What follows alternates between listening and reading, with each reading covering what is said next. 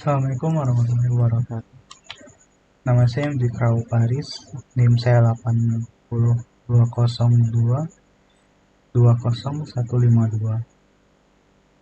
Materi saya adalah settingan dasar router.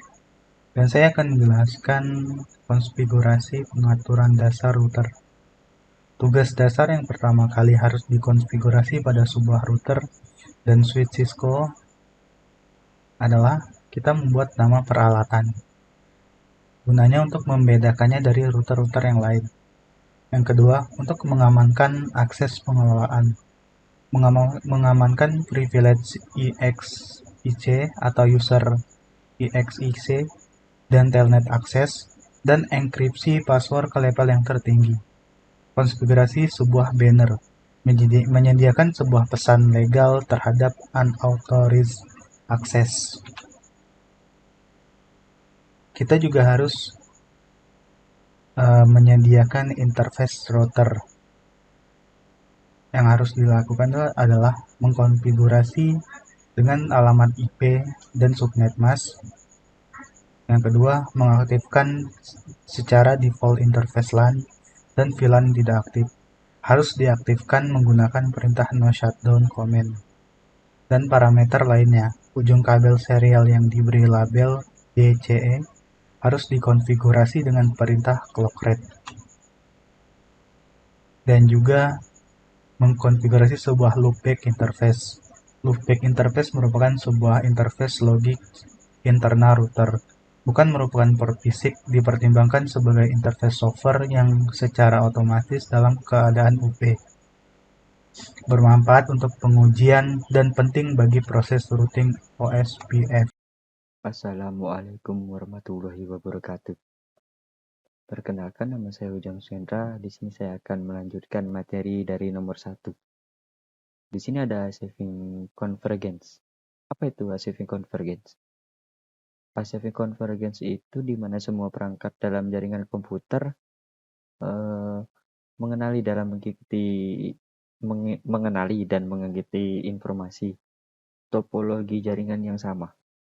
Proses ini penting karena memastikan bahwa semua perangkat di jaringan memiliki pemahaman yang konsisten tentang bagaimana jaringan terstruktur dan bagaimana rute komunikasi antar perangkat ditentukan. Kesimpulannya yaitu sebuah jaringan dinyatakan convergent ketika semua router memiliki informasi lengkap dan akurat tentang sebuah jaringan. Yang kedua, waktu convergence merupakan waktu yang dibutuhkan router berbagi informasi, menghitung jalur terbiak dan memperbarui tabel routing. Dan yang ketiga, sebuah jaringan tidak dapat beroperasi lengkap hingga sebuah jaringan mencapai convergent. Selanjutnya di sini ada tabel tentang klasifikasi protokol routing. Selanjutnya IGP dan EGP routing protocol. Interior Gateway Protocol atau yang disebut IGP itu digunakan untuk routing di dalam AS. Selanjutnya termasuk RIP, EIGRP, OSPF, dan ISIS. Exterior Gateway Protocol atau yang disebut EGP itu digunakan untuk routing antara AS dan routing protokol yang digunakan internet. Selanjutnya ada Distant Vector Routing Protocol. RIPv1 First Generation Legacy Protocol, RIPv2 Simple Distant Vector Routing Protocol, IGRP First Generation Cisco Proprietary Protocol, obsolete. EIGRP Advanced Version of Distant Vector Routing. Selanjutnya Link State Routing Protocol. Link State IPv4 IGPS OSPF Popular Standard Based Routing Protocol IS Popular in Provider Network. Selanjutnya Class Full Routing Protocol. Class Full Routing Protocol tidak mengirim informasi subnet max pada update mereka. RIPv1 dan IGRP termasuk Class Full Routing Protocol. menggunakan alokasi alamat network berbasis kelas A, B, dan C. Tidak menyediakan variabel length subnet max, FL, SMS, dan classless interdomain routing (CIDR), menciptakan masalah discontiguous network, dan classless routing protokol menyertakan informasi subnet max pada update routing RIPv2, EIGRP, OSPF, dan ISIS termasuk classless routing protokol, mendukung PLSM dan CIDR, IPv6 routing protokol. Dan di sini ada tabel routing protokol karakteristik. Selanjutnya, routing protokol metrik. Metrik merupakan sebuah nilai pengukuran yang diberikan oleh routing protokol untuk setiap rute berdasarkan kegunaan rute. Digunakan untuk menentukan cost jalur dari sumber ke tujuan. Routing protokol menentukan jalur terbaik berdasarkan cost terendah. Selanjutnya, distance vector dynamic routing. Distance vector routing protokol berbagi update antar router tetangga, tidak tanggap perubahan topologi jaringan, mengirim periodik update secara broadcast dengan IP 255.255.255 dan .255 meski tidak terjadi perubahan topologi. Selanjutnya, update mengkonsumsi bandwidth dan sumber daya CPU. RIPv2 dan EIGRP menggunakan alamat multicast.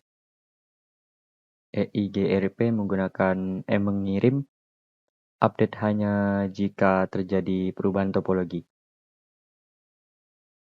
Selanjutnya, distance vector algoritma. RIP menggunakan algoritma Bellman-Ford sebagai algoritma routing. IGRP dan EIGRP menggunakan algoritma diffusing update algoritma dual yang dikembangkan oleh Cisco. Di sini ada tabel-tabel routing tentang penjelasan karakter dan fitur dari RIPv1 dan RIPv2. Sekian dari saya, terima kasih. Wassalamualaikum warahmatullahi wabarakatuh. Perkenalkan, nama saya Muhammad Rifik Surya Mulia Zarkasi. RIP routing atau Routing Information Protocol adalah protokol yang menggunakan algoritma distance vector. RIP mengandalkan jumlah hop untuk menentukan jalur terbaik untuk pakai data. Untuk pengkonfigurasian RIP ini untuk versi 1 pada Cisco, kita dapat mengetik yaitu router RIP lalu diikuti dengan alamat network, yang dimana pada gambar ini adalah 192.168.1.0 dan 2.0. Artinya apa? Artinya setiap ada update RIP, maka update tersebut harus melewati dan dikirim dan diterima pada jaringan 192.168, 1.0 dan 2.0. Lalu verifikasi RIP route. Nah, untuk memverifikasi RIP route, kita dapat mengetik perintah show IP route. Lalu kita dapat melihat apa yang ditunjukkan pada terminal Cisco tersebut. Nah, seperti pada contoh gambar tersebut, di awal itu ada tulisan R. R artinya itu apa? Artinya pada default version protokol itu kita sudah menggunakan RIP. Nah, dan pada penggunaan perintah sebelumnya adalah versi 1, maka kita dapat mengetahui bahwa RIP protokol yang kita aktifkan itu adalah versi 1. Dan pada default version kita dapat melihat di gambar tersebut sudah ada keterangan 1, artinya adalah RIP protokol version 1. Lalu enabling RIP version 2. Untuk mengaktifkan RIP versi 2 seperti komen pada di gambar, Yang mana ini akan mengenable RIP pada semua interface, atau kita mengadvertise atau memberitahu router lain yang terkonek pada jaringan kita. Nah, secara default ini sudah menggunakan versi 2. Maksudnya bahwa kita sudah menggunakan protokol RIP. Nah, kenapa kita enable? Ini agar kita dapat mengirimkan ke versi 2, tidak hanya pada versi 1. Pada gambar sebelumnya itu send ada keterangannya 1. Nah, kita mau send ini berubah keterangannya menjadi 2. Maka dari itu pada komen konsol terminal Kisco kita menambahkan router RIP. Setelah itu selanjutnya adalah versi 2. Nah, setelah itu kita akan menginput network alamatnya. Pada contoh kasus sebelumnya adalah 192.168.1.0 seperti pada gambar tersebut. Selanjutnya adalah konfigurasi passive interface. Nah, passive interface itu digunakan untuk mencegah pengiriman update RIP pada interface tertentu, tetapi tetap menerima update dari interface tersebut. Nah, ini berguna untuk meningkatkan keamanan dan efisiensi jaringan. Jika terjadi atau kita ingin mengupdate, maka kita tidak akan mengirim update itu atau update tersebut ke interface yang tidak kita inginkan atau tidak kita gunakan, hanya pada interface yang kita gunakan atau yang kita enable, sehingga tidak ada sumber daya yang terbuang percuma. Selanjutnya adalah propagate default route. Nah, untuk mengiklankan default route melalui RIP, kita dapat menggunakan perintah pada digambar, karena kita terkonek secara default pada static route melalui internet. Jadi ketika perintah router RIP kita konfigurasikan untuk default router configuration command, nah ini akan memerintah atau menyuruh router untuk memberikan informasi static route ke IP update kita. Selanjutnya adalah link state dynamic routing. Link state dynamic routing adalah metode routing di mana setiap router memiliki peta lengkap dari topologi jaringan dan menggunakan algoritma tertentu untuk menentukan jalur terbaik. Selanjutnya ada shortest path first protocols. Protokol shortest path first atau SPF itu menggunakan algoritma yang dirancang untuk menemukan jalur terpendek antara dua titik dalam sebuah jaringan. Contoh dari protokol ini adalah OSPF atau Open Shortest Path First dan ISS atau Intermediate System to Intermediate System. Selanjutnya ada Dijkstra's algorithm. Algoritma Dijkstra's digunakan dalam protokol link state untuk menemukan jalur terpendek dari satu titik ke semua titik lainnya dalam jaringan untuk mengkalkulasikan jalur terbaik. Jadi nanti setiap router akan mengirimkan pesan ke tujuannya masing-masing di topologi jaringan tersebut. Selanjutnya ada proses routing link state. Nah, setiap router akan mempelajari tentang setiap jaringan yang terhubung atau link langsung dengannya atau dengan router tersebut. Ini berarti router akan mengidentifikasi dan mengumpulkan informasi tentang semua jaringan yang terhubung secara fisik ke interface router tersebut. Lalu setiap router akan bertanggung jawab untuk memberikan respon. Nah, responnya ini akan menggunakan protokol halo kepada router lain. Lalu setiap router akan membangun link state paket atau LSP yang berisi informasi tentang status setiap link yang terhubung langsung. Lalu setiap router akan mengirimkan LSP yang telah dibangun ke semua router atau device yang terhubung di jaringan yang sama dengan router tersebut. Selanjutnya ada link dan link state. Nah, jadi setiap router pada gambar tersebut akan menggunakan protokol halo untuk mencari dan terhubung ke perangkat pada jaringan yang sama. Ketika sudah diketahui, maka akan dibentuk agensi. Nah, jika tidak, maka akan dianggap unreachable. Nah, link state ini itu akan berisi informasi mengenai status dan biaya dari link tersebut yang mencakup parameter seperti bandwidth, delay, dan load.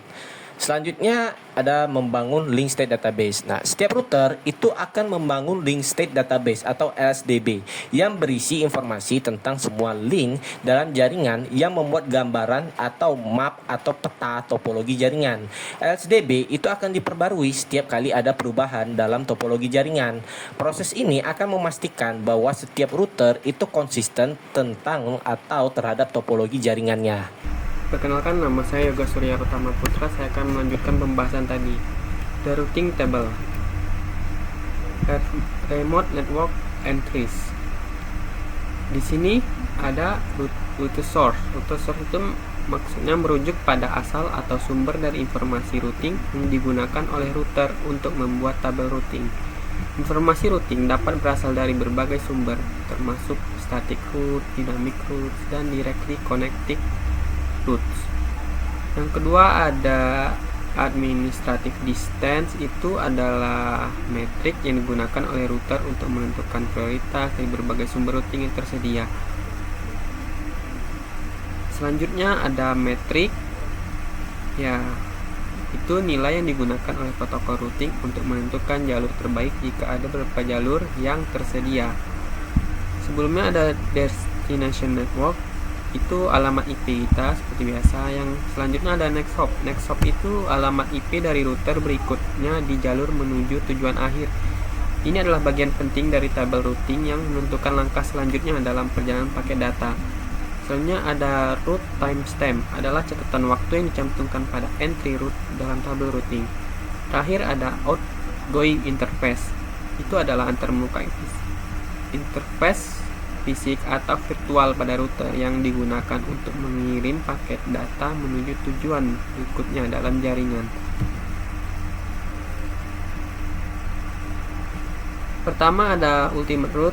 Ultimate route adalah rute dalam tabel routing yang memiliki next hop IP address atau antarmuka exit keluar yang ditentukan oleh route. Ini adalah rute yang lengkap dan siap digunakan untuk meneruskan paket data ke tujuan. Ultimate route dapat berupa static route, directly connected route, atau rute yang dipelajari melalui protokol routing dinamis. Ciri-ciri ultimate route: pertama, memiliki next hop address yang valid. Yang kedua, memiliki interface exit yang jelas. Kedua ada level 1 route. Level 1 route adalah rute yang memiliki alamat jaringan yang lebih umum atau tidak spesifik dan dapat berupa route default, supernet, atau route yang dipelajari dari protokol routing. Ciri-ciri level 1 route: pertama, alamat jaringan adalah network address yang tidak spesifik. Yang kedua, bisa berupa rute default, misalnya 0000. Yang ketiga, bisa berupa rute supernet, misalnya 10.0.0.0/8. Bisa berupa rute yang dipelajari dari protokol routing. Selanjutnya, level 1 parent route. Level 1 parent route adalah rute dalam tabel routing yang memiliki subnet yang lebih spesifik, namun rute itu sendiri tidak memiliki next hop address atau interface exit yang langsung ditentukan. Rute ini bergantung pada rute yang lebih spesifik, yaitu level 2 child route, untuk menentukan next hop dan interface exit. Ciri-ciri level 1 parent route: yang pertama, memiliki network address yang umum tetapi mencakup subnet yang lebih spesifik. Kedua, tidak memiliki next hop address atau antarmuka exit yang langsung ditentukan. Tiga, bertindak sebagai induk untuk rute yang lebih spesifik. Selanjutnya ada level 2 child routes, yaitu rute yang lebih spesifik dan berada di bawah level 1 parent route dalam hierarki tabel routing. Rute ini mencakup subnet yang lebih spesifik dari level 1 parent route dan memiliki next hop address atau interface exit yang jelas. Ciri-cirinya: pertama, lebih spesifik daripada level 1 parent route. Yang kedua, memiliki subnet mask yang lebih panjang. Yang ketiga, memiliki next hop address dan interface yang jelas. Yang terakhir, bergantung pada level 1 parent route untuk hierarki pengalamatan. Kesimpulan: Dynamic Routing Protocol yang pertama digunakan router untuk secara otomatis mempelajari tentang remote network dari router lain. Kegunaan: menemukan remote network, mengolah informasi routing tetap up to date, memiliki jalur terbaik menuju jaring tujuan, dan kemampuan menemukan jalur terbaik baru jika jalur terbaik sebelumnya tidak tersedia lagi. Selanjutnya, memiliki pilihan terbaik untuk jaringan skala luas, untuk stub network yang lebih menggunakan routing statik. Berfungsi menginformasikan router lain tentang perubahan. Dynamic Routing Protocol dapat diklasifikasikan sebagai classful atau classless, distance vector atau link state, dan interior atau exterior gateway protocol. Sebuah protokol route link state dapat menghasilkan pandangan lengkap topologi jaringan dengan mengumpulkan informasi dari semua router lain.